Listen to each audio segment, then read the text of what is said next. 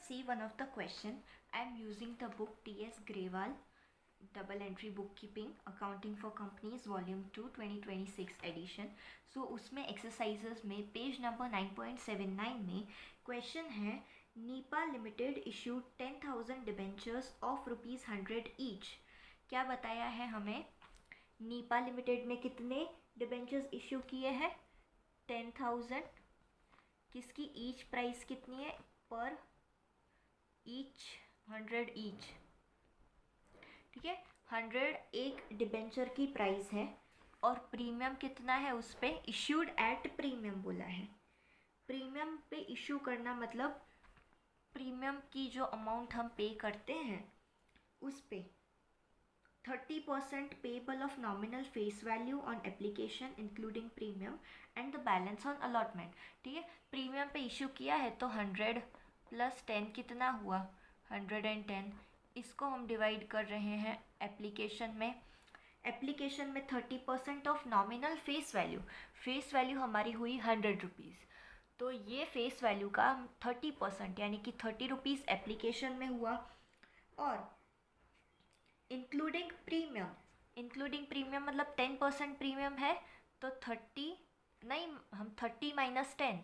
क्यों? 10% है. 100 का 10% कितना हुआ? 10 रुपीज़. तो इंक्लूडिंग प्रीमियम तो एप्लीकेशन के 30 रुपीज़ में वो प्रीमियम की वैल्यू भी आ गई. तो 20 रुपीज़ हुए डिबेंचर के और 10 रुपीज़ हुए प्रीमियम के. ठीक है, तो 30 ऐसे हुए. और बैलेंस ऑन अलॉटमेंट कितना रहा? अब 70 तो नहीं, 70 + 30 100 हुआ. तो 80 रुपीज़ हुआ हमारा अलॉटमेंट का. तो एप्लीकेशन में हम 30 रुपीज़ पे करेंगे. तो पहली एंट्री क्या आएगी हमारी? Bank account debited to debenture application account. इधर हम debenture application and allotment account नहीं लिखेंगे. क्यों? क्योंकि हमने लमसम में नहीं मंगवाया. इधर बताया ही गया है, हमें इंस्टॉलमेंट्स बताए हैं कि इतने इंस्टॉलमेंट में इतना आएगा. ठीक है, तो इधर हमने बैंक अकाउंट डेबिट किया 10,000 × 30 फेस वैल्यू के साथ. ठीक है, 10,000 × 30 हुआ 3 lakhs. To debenture application account 3 lakhs.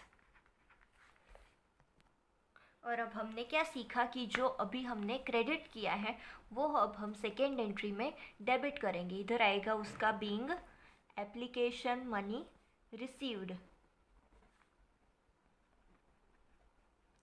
अब सेकेंड एंट्री आएगी debenture application account. Second entry क्या है? Debenture application account debited. 3 lakh जो ऊपर हमने क्रेडिट किया वही अमाउंट नीचे लाई. 2% डिबेंचर्स अकाउंट. कितना फेस वैल्यू से करना है? तो एप्लीकेशन में हमने प्रीमियम की वैल्यू को ऐड करके 30 हुआ है तो डिबेंचर की वैल्यू हुई 20 क्योंकि प्रीमियम 10 है. तो वो 20 × 10,000 हुआ 2 lakhs. और 2 सिक्योरिटीज़ प्रीमियम क्योंकि हमने इश्यू किया है प्रीमियम के साथ तो 1 लाख वो हुआ. तो डेबिट = क्रेडिट और इसके बीइंग में आएगा एप्लीकेशन मनी यूटिलाइज्ड. अब नेक्स्ट एंट्री है अलॉटमेंट की. तो डिबेंचर अलॉटमेंट अकाउंट डेबिट हुआ 2% डिबेंचर्स अकाउंट. हमने यहाँ पे फेस वैल्यू से करना है किसकी? जो अलॉटमेंट की है वैल्यू वो.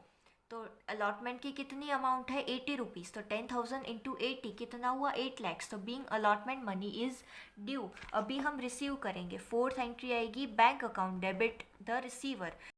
हमने क्या किया? Bank account debited to debenture allotment account. क्योंकि बैंक अकाउंट डेबिट हुआ, debit the receiver. So bank account debited to debenture allotment account 8 lakhs और 8 lakhs. Being allotment money is received.